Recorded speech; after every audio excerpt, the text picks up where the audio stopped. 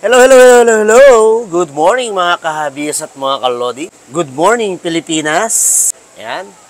So, bibigyan ko na naman po kayo ng mga bagong update sa ating bagong panindang mga isdaan kung ano available natin dito.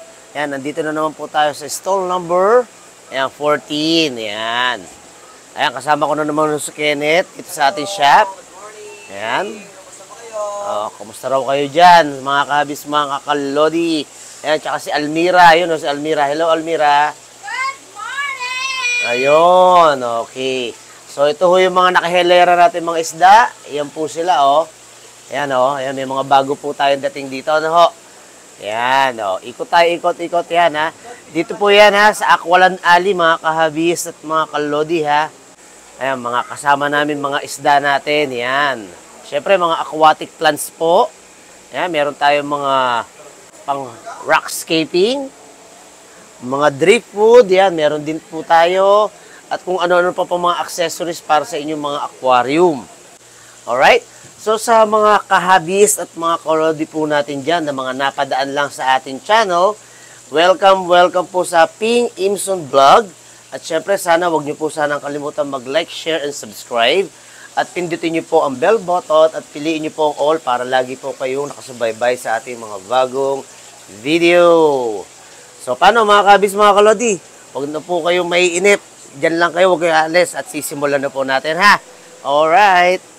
I feel good, you look great, I like you, I can't wait, a first time, a first date, you're so fine, I'm so late, you sip wine, I drink straight, don't waste time to my place, I feel my heart erase, so catch me if I fall. So, sa mga naghahanap po ng mga 7 swordtail fish, available na po. So, ibang mga kabis, mga kalodi natin, tawag nila cauliflower, iba tawag nila firecracker. Pero kami dito, according po sa ating supplier, ang tawag nila rito ay 7 swordtail, ha, na fish. So, ito po siya. So, ayan, close up po sa inyo, mga kabis, mga kalodi. So, magkasama na po dyan ng mga male at ang female. Ayan po sila. Alright. Close up natin. Oop, yan. So, ito po ang kanilang mga male. Yan yung may mga mahabang buntot na yan. Tapos, ito naman po ang mga female. Yung mga plain na round tail lang sila. Alright? So, ngayon, ang sukat po ng ating male ay humigit kumulang nasa 2.5 to 3 inches po ang kanilang haba. Tapos, ang kanilang mga female naman po ay humigit kumulang nasa 2.5 inches naman po. Ngayon, ang aming bigayan po nito, trio. Isang male, dalawang female, nasa halagang 450 pesos na lamang po. Mga ano pa po ito, batang-bata, ha. Hindi pa po ito yung mga breeder na matatanda na. Ayan, gaganda po nila, mga kabis, mga kalodi. Okay. So, I hope nagustuhan nyo po ito. Ngayon, sisingit po natin yung natitira na lang natin na King Balloon Molly. So, yun yung Gold Dust King Balloon Molly natin. Yan. Medyo bata pa rin po ito, hindi pa to breeder. Sila ay mahigit 1 inch naman po.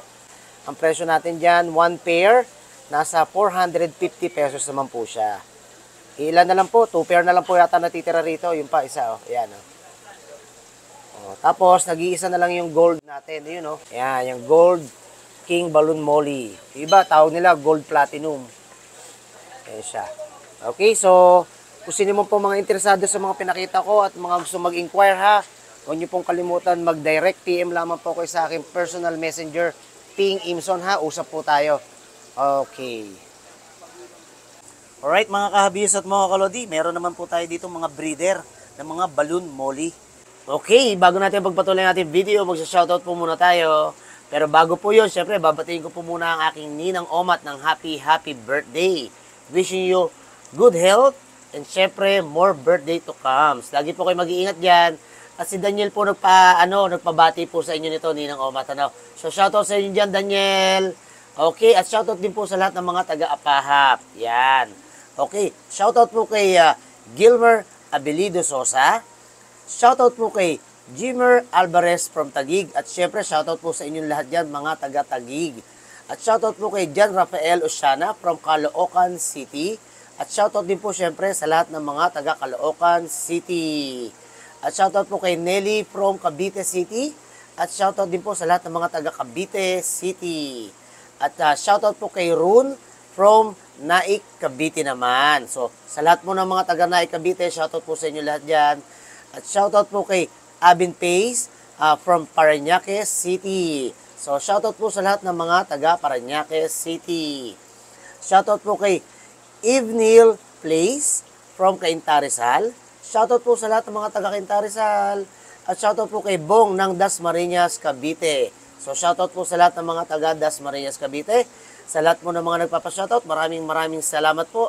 Ipagpapatuloy na po natin ang ating video. So, ito po sila. Yung iba, mga nanganganak na nga. Iko-close ko sa inyo para makita nyo, ha. Ayan. Kung nakikita nyo lang, alam nyo po, ang bilog ng ating mga balloon mollies ito, parang bilog ng piso. Yung bagong piso, doon siya kabilog. Kaya, ang gaganda po nila. Yun nga lang, puro female to sa ngayon. So, yung mga male natin, dadalhin by next week pa, ha? Okay, ito po ng ating mga breeder balloon mollies po ay sumusukat po sila ng humigit kumulang nasa 2 inches po. At ang mga presyohan naman po nila ay 200 pesos po ang bawat isa. So, meron po tayo ditong marble, meron po tayo ditong pineapple, tapos meron din naman po tayo ditong full black, at meron tayong silver. So, yan. Lahat ng yan. Itong ganda ng marble, oh. So, lahat ng yan ay available po at lahat ng yan ay puro female sa ngayon. So, hopefully next week nga, magkaroon po tayo ng mga male ho. Yan. So, kung kukuha po kayo ng mahigit sa isa, so, pwede ko naman i-discount sa inyo ng 150 pesos na lamang po ang bawat isa. Okay? Alright. O, tapos sa ating mga kahabis at mga kalodi dyan na baguhan pa lang po, ganito naman po ang itsura ng ating balloon molly na manganganak na po. Ayun, yan, kita nyo po, ang tulis-tulis na ng kanyang tumbong.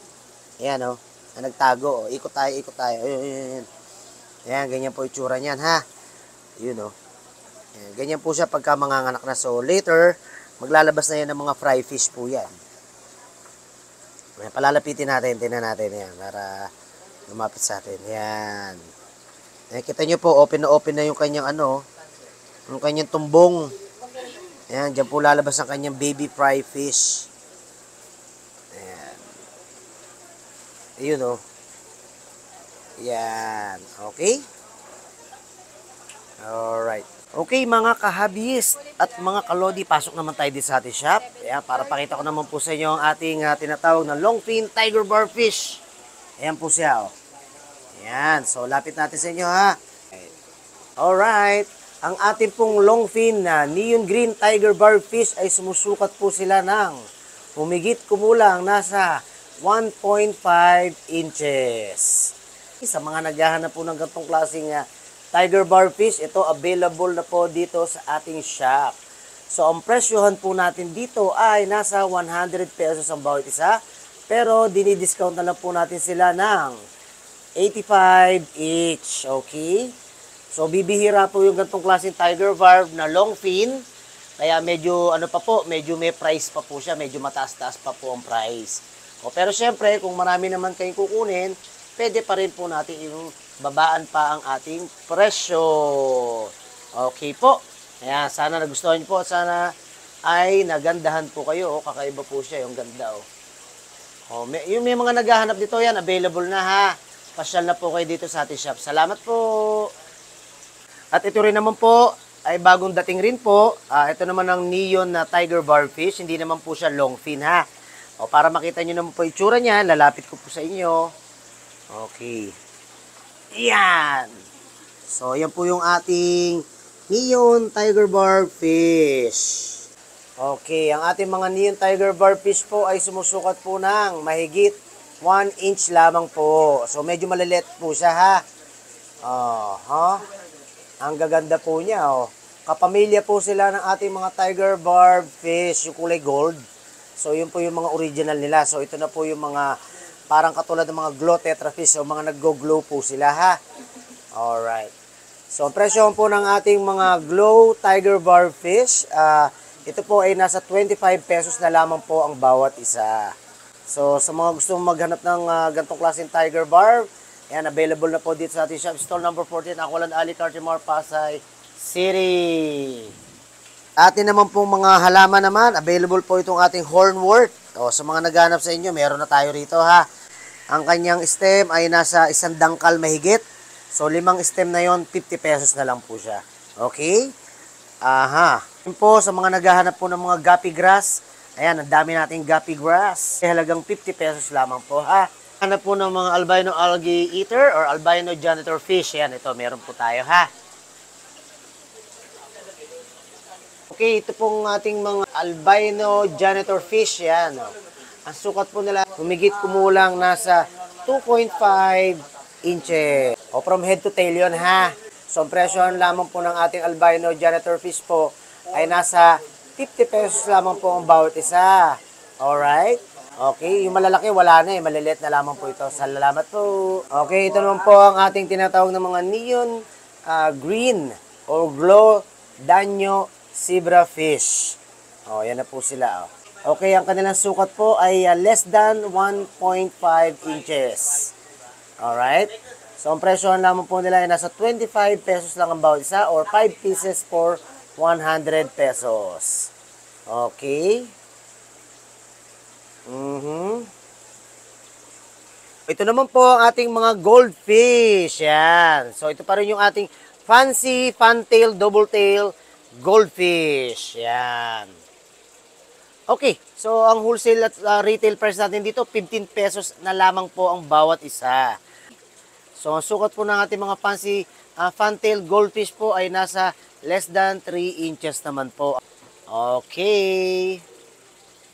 Siyempre, ito po yung ating mga available na aquatic plants. Yan, hindi ko na isa-isa yan. Pakita ko lang po sa inyo ha. O, yan, papasadahan ko lang po para makita nyo na meron tayong mga available na halaman para sa ating aquarium. O, yan po siya mga kahabis at mga kalodi. Karamihan po ng ating mga halaman aquatic plants dito ay puro low-tech plants po sila ha. Yan. Lahat ng yan available po ha. Alright. Kung meron po tayong available na albino janitor fish, meron din po tayong mga ordinary black pleco or black janitor fish. So, mga sukatan lang po nila ay maliliit lamang. Ano? So, ito po ay less than 2 inches naman po at ang presyohan lamang po namin dito ay nasa 35 pesos po ang bawat isa. So, yung mas malalaki naman po, nasa 50 pesos naman po. Ano? At ang mga halaman na nasa ibabaw niyan, ayan ang tinatawag natin mga hornwort. So, yung hornwort na yan, ginagamit karamihan sa mga magbibreed na isda po. Ano? Alright, yan. Thank you, thank you, thank you. Okay, Kenneth, ito na po naman mga kahabis at mga kalodi, mga naghahanap po sa inyo ng super worm, yan. O, 100 pieces po, 60 pesos lang. O, yan ha. O, sino mga naghahanap sa inyo ng ganitong pakain sa isda, dito na po sa aming shop. Stall number 14, Aquila Nali, Cardamore, Pasay City. So, yan mga kahabis at mga kalodi, yan po yung ating update nga ngayong segment na ito at sana ay nagustuhan nyo po yung mga bagong available na isda na mga pinakita ko, no? At syempre, maraming salamat po sa inyong panonood at walang sawang suporta sa aming shop. Hello po, magandang hapon po mga kabis, mga kalodi. Ayan. Hi, bye-bye po. Ay, boss! Ayan ha, si Boss Jeff. O, so yun, maraming salamat po sa inyong suporta at walang sawang panonood sa aming channel at asahan nyo po sa mga susunod pa po natin, magbibigay ako muli ng update kung anong mga bago natin mga isda, okay? At syempre, magbibigay din tayo ng mga guide at saka tips pa rin po. Tuloy-tuloy pa rin po yan, ano? So, mag-iingat po kayo lahat and God bless you all. At syempre, magbibigay tayo muli ng isang segment na tungkol sa isang isda na naman. So, magbibigay tayo ng kanyang description at saka background. Alright? So, God bless you all. Bye-bye! At sa mga interesado po at sa mga gustong mag-inquire, i-direct PM nyo lamang po ako sa aking messenger din po na ho. Ping Imson rin siya ha. Okay, dyan po tayo makakapag-chat at pwede po tayo mag-video call. Okay?